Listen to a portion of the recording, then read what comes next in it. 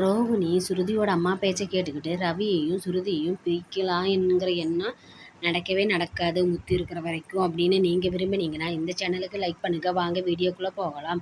ரவியையும் சுருதியையும் இந்த வீட்டிலேருந்து பிரிச்சே ஆகணும்னு சொல்லிட்டு சுருதியோட அம்மா ரோகிணிக்கு 2 லட்ச ரூபா அமௌண்ட்டை கொடுத்து பிரிக்க சொல்கிறாங்க. இவ என்ன பண்ணுறதுன்னு தெரியாமல் நீத்துக்கிட்ட போய் என்னென்ன நடக்குதுன்னு பார்த்துட்டு வந்து எனக்கு சொல்லி என் மருமக ரொம்பவே எங்ககிட்ட அட்டாச் ஆக மாட்டேங்கிறாருன்னு சொல்லி சொன்னதை கேட்டுக்கிட்டு எப்படியாச்சும் இந்த சுருதியையும் ரவியையும் இந்த வீட்டை விட்டு அனுப்பியே ஆகணுன்ட்டு ரோகிணி கங்கணம் கட்டிகிட்டு இருக்கிறா.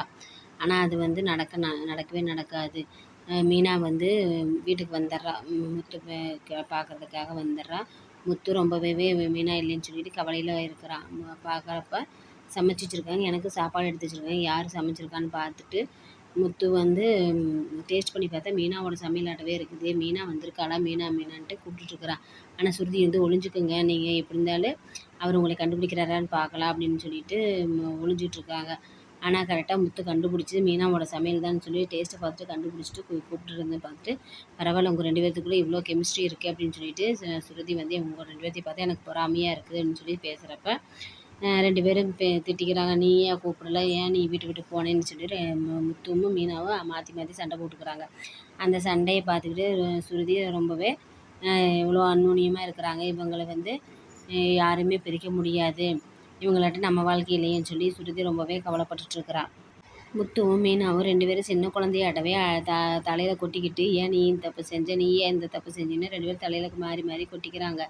அதை பார்த்துட்டு சுருதி போய் ரவி தூங்கிட்டு இருக்கிற ரவியை மண்டையில் கொட்டி எழுப்பி விட்டுறா. என்னடா யார் கொட்டினதுன்னு தெரியலன்ட்டு ரவி முடிச்சுக்கிட்டு இருக்கிறப்ப திரும்ப பார்த்து என்னடா எந்த ஒரு ரியாக்ஷனையும் காணன்ட்டு மறுபடியும் திரும்ப 2வது கொட்டு சுருதி கொட்டுறா. அதை கண்டுபிடிச்சிட்றா ரவி. ஏன் இப்படி பண்ணிகிட்ருக்குன்னு, ஆமாம் உங்கள் அண்ணனும் அண்ணியும் முத்துவும் மீனாவும் எவ்வளோ சந்தோஷமாக ஜாலியாக கொட்டி விளையாண்டுட்ருக்குறாங்க, அதனால தான் எனக்கு அந்த ஆசை வந்துருச்சு அப்படின்னோடனே எப்படி இவங்க 2 பேரும் இவ்வளோ அந்நுண்ணியமாக இருக்கிறாங்க, சண்டை பண்ணுறாங்க, அடுத்த செகண்டே சேர்ந்துக்கிறாங்க.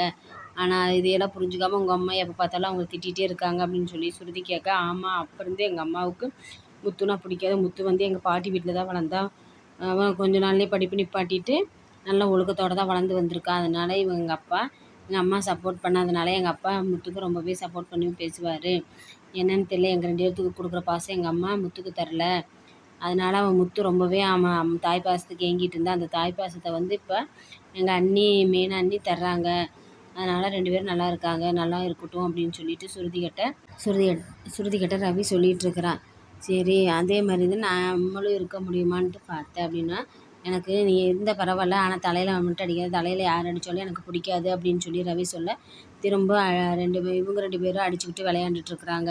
இவங்க எல்லாத்தையும் பார்த்துட்டு ரோகிணி பொறாமப்பட இவங்க எல்லோரும் எப்படி 2 பேரும் சந்தோஷமாக இருக்கிறாங்க. நம்ம வாழ்க்கையில் தான் சந்தோஷங்கிறது இல்லையே, நம்ம மனோஜ் எப்போ பார்த்தாலும் அம்மான்ட்டு அம்மா பேச்சை கேட்டுகிட்டே அலையிறா அப்படின்னு ரொம்பவே ஃபீல் பண்ணிவிட்டு எப்படியாச்சும் இவங்க சந்தோஷமாக இருக்கிற குடும்பத்தை பிரிச்சே ஆகணுன்ட்டு ரோகிணி மனசில் நினச்சிட்ருக்குறான். முத்துவும் மீனாவும் இனிமேல் நான் அடித்தே திட்டினாலும் நீ ஏன் உங்கள் அம்மா வீட்டுக்கு போகக்கூடாது அப்படின்னு சொல்லி முத்து கேட்க, நீங்களும் இனிமேல் எவ்வளோ சரக்கு அடித்தாலும் நான் தப்பே செஞ்சாலும் எங்கள் அம்மா வீட்டுக்கு நீ வெளியில் போன்னு சொல்லி நீங்களும் சொல்லக்கூடாது அப்படின்னு 2 பேரும் பேசி முடிஞ்சோடனே மீனாளுக்கு ஃபோன் வருது. சீதா ஃபோன் பண்ணி, அக்கா நாளைக்கு எங்கள் வீட்டில் விருந்து வச்சுருக்கோம், அந்த விருந்துக்கு நீயும் மாமாவும் கண்டிப்பாக வந்தாகும்னு சொல்லி கூப்பிட்றேன். நானும் மாமாவுமா சரி பார்க்குற வேலை இல்லைன்னா நாங்கள் 2 பேரும் வர்றோம் அப்படின்னு சொல்லி மீனா சொல்ல சரிக்கா அப்படின்ட்டு வச்சிட்றேன். அவரும் அத்தையும் 2 பேருமே உங்களை 2 பேர்த்தையும் எதிர்பார்த்துட்ருப்பாங்க, நீங்கள் வந்தே ஆகணும். அவங்க 2 பேர் அருண் அவர் தான் உங்கள்கிட்ட சொல்ல சொன்னார், மாமாட்டே சொல்லியிருக்கா அப்படின்னு சொல்லிட்டு மீனாவுக்கு ஃபோன் பண்ணி சொல்கிறா சீதா. சரின்ட்டு மீனா வந்து முத்துக்கிட்ட கேட்குறா, இப்படி சீதா கூப்பிட்டா அப்படின்னு. சீதா நல்லா இருக்காரா, நல்லா இருக்கா அப்படின்னு சொன்னோன்னே அவளையே பார்த்து நடந்துக்க சொல்லு, அவன் வந்து ரொம்ப அகராதி பிடிச்சவன், அவங்ககிட்ட குடும்பம் நடத்துறது, மீனா நல்ல பொண்ணு அப்படின்னு சொல்லிட்டு கேட்குறப்ப,